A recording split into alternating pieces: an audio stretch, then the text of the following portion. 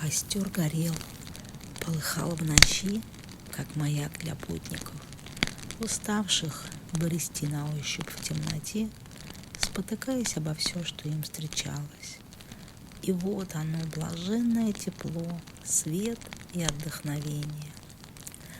Путник присел у огня, протянув руки к теплу.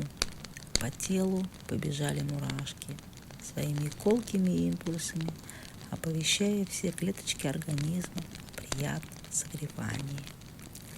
Языки костра полыхали завораживающе, магически, красиво на фоне черной ночи, и тепло, как горячая лава, растекалось, согревая уставшего наугад идти путника.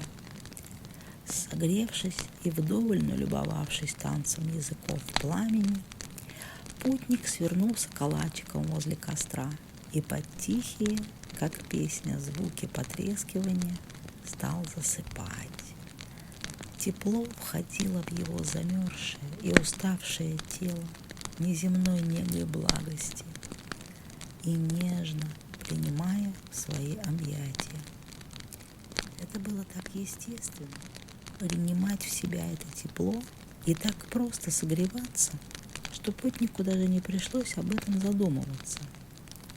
Тепло само входило в набредшего на костер в ночи человека, расслабляя все его мысли, чувства, ощущения, мышцы тела, и энергетические токи играли всеми цветами радуги.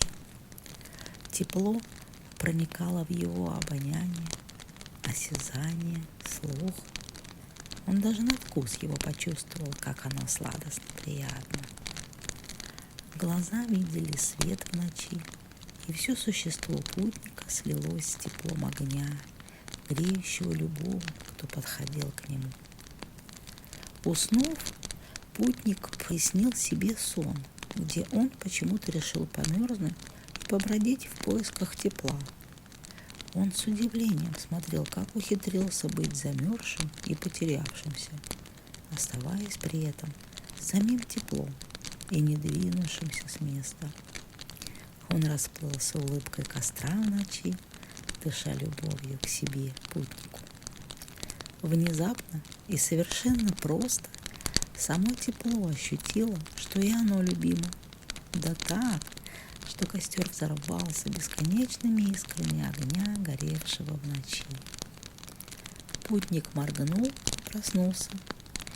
Игра света и теней, холода и тепла продолжилась, но уже любовь сидела путником на лугу и разглядывала звездное небо, как черный бархат с вкраплениями раскинутых звезд по небосводу. Дыхание любви было теплым, ровным и игривым, один в один, как у путника.